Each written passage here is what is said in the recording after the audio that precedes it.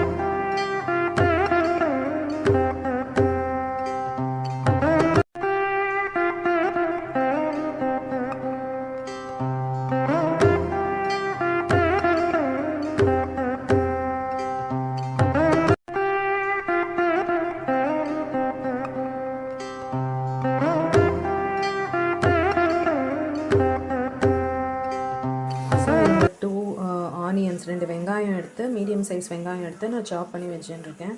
இன்னும் கொஞ்சம் ஃபைனாக கூட சாப் பண்ணிக்கலாம். நான் ரஃபாக சாப் பண்ணியிருக்கேன்.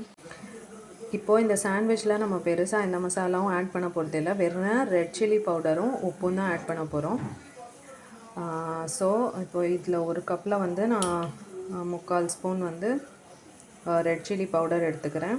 இன்னொரு கப்பில் உப்பு ஆட் பண்ணிக்கிறேன், தேவையான அளவு உப்பு. 5 பொட்டேட்டோஸ் அண்ட் இந்த ஆனியனை மிக்ஸ் பண்ணினா இந்த சில்லி பவுடருக்கு நம்மளுக்கு எவ்வளோ உப்பு வேணுமோ அதை ஆட் பண்ணிக்கிறேன். ஸோ இந்த சாண்ட்விச் வந்து மெயினாக கிட்ஸுக்கு பண்ணுறதுனால நான் இதில் மசாலா பெருசாக எதுவும் ஆட் பண்ணலை. Just red chilli powder, salt தான் ஆட் பண்ணுறேன்.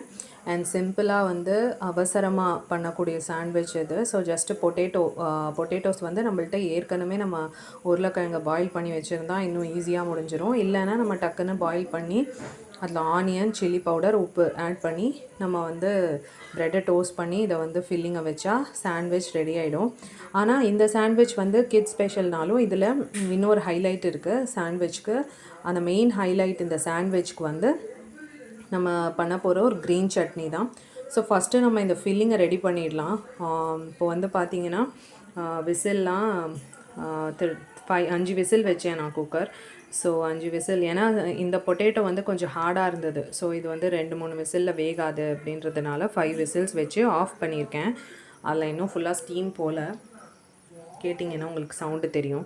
ஸோ இதை ஸ்டீம் போன அப்புறம் நம்ம இதை வந்து மேஷ் பண்ணி பொட்டேட்டோஸை எடுத்து மேஷ் பண்ணி அதில் இந்த ஆனியன், சில்லி பவுடர், உப்பு ஆட் பண்ணிக்கலாம். அதை ஆட் பண்ணி அந்த ஃபில்லிங்கை ரெடி பண்ணி வச்சுட்டு நம்ம வந்து அந்த க்ரீன் சட்னி எப்படி பண்ணுறதுன்னு பார்க்கலாம். ஸ்டீம் ரிலீஸ் ஆகிடுது. நானும் குக்கர் ஓப்பன் பண்ணிட்டேன். ஸோ இங்கே பாருங்கள், பொட்டேட்டோஸ் வந்து நல்லா பாயில் ஆகிருக்கு. நீங்கள் வந்து ஒரு கத்தியாலேயோ இல்லை ஷார்ப்பான ஏதாவது ஸ்பூன், ஃபோர்க்கால் குத்தி பார்த்தீங்கன்னா தெரியும் நல்லா பாயில் ஆகிருக்கு. இப்போ இதை எடுத்து நம்ம மேஷ் பண்ணிக்கலாம்.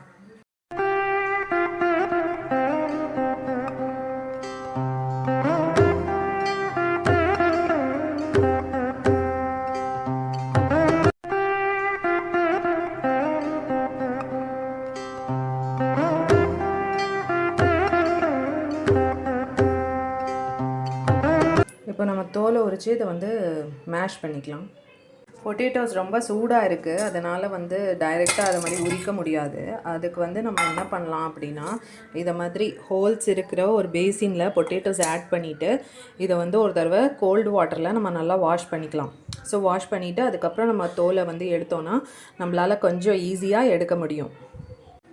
ஹேண்ட்ஸ் க்ளீனாக இருந்தால் நம்ம கையாலேயே வந்து மேஷ் பண்ணிக்கலாம், இல்லைன்னா ஒரு மேஷர் யூஸ் பண்ணிக்கோங்க. ஸோ இங்கே நான் பீல் பண்ணியாச்சு பொட்டேட்டோவை. இப்போ நான் நல்லா அதை மேஷ் பண்ணிக்கிறேன்.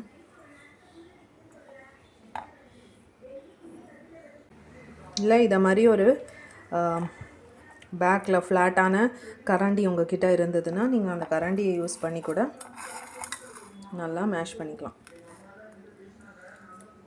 இப்போது பொட்டேட்டோ நல்லா மேஷ் பண்ணியாச்சு. ஸோ இதில் வந்து நம்ம சாப் பண்ணி வச்சுருக்கிற ஆனியனை வந்து ஆட் பண்ணிக்கலாம்.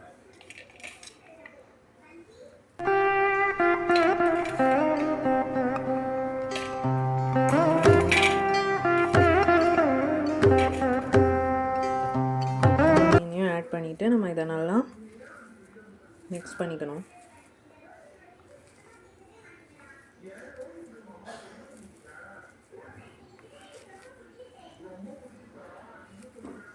இது நல்லா மிக்ஸ் பண்ணின அப்புறம் நம்ம இதில் உப்பும் சில்லி பவுடரும் ஆட் பண்ணிக்கலாம்.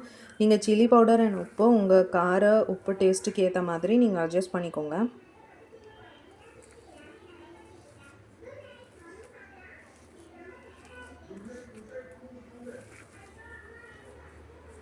ஸோ இப்போ வந்து ஆனியனும் நல்லா மிக்ஸ் பண்ணியாச்சு.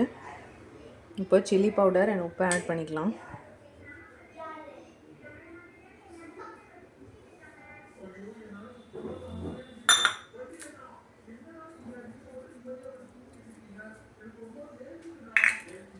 நம்மளோட பொட்டேட்டோ ஆனியன் மிக்சர் ரெடி ஆகிடுது. இப்போ நம்ம வந்து தவாவை வைக்கலாம் அடுப்பில்.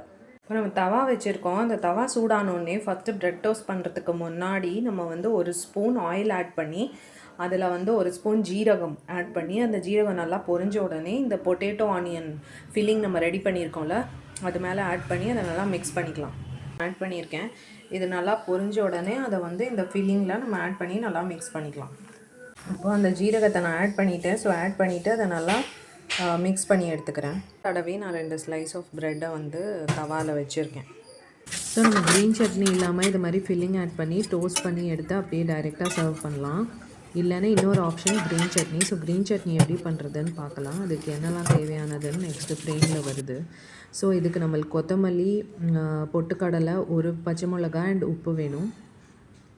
இது எல்லாத்தையும் ஒரு மிக்சர் ஜாரில் ஆட் பண்ணி நம்ம ஒரே ஒரு ஸ்பூன் தண்ணி ஆட் பண்ணி இதை நல்லா ஒரு பேஸ்ட்டாக அரைச்சி எடுத்துக்கலாம். Green chutney ready. பொட்டுக்கடலை ஆட் பண்ணுறதுனால எவ்வளோ நேரம் ஆனாலும் அந்த சட்னி வந்து தண்ணி விடாமல் இருக்கும். ஸோ இன்னொரு ஆப்ஷன் வந்து இதை மாதிரி டோஸ்ட் பண்ண ஒரு ப்ரெட்டை எடுத்து அதில் ஒரு சைடில் வந்து நம்ம இதை க்ரீன் சட்னி இப்போ அரைச்ச க்ரீன் சட்னி அப்ளை பண்ணிவிட்டு இன்னொரு சைடில் ஃபில்லிங் வச்சு ரெண்டுத்தையுமே திரும்ப சூடாக டோஸ்ட் பண்ணி எடுத்து சர்வ் பண்ணலாம். ரொம்பவே டேஸ்டியாக இருக்கும். நீங்களும் ட்ரை பண்ணிவிட்டு சொல்லுங்கள். தேங்க்யூ.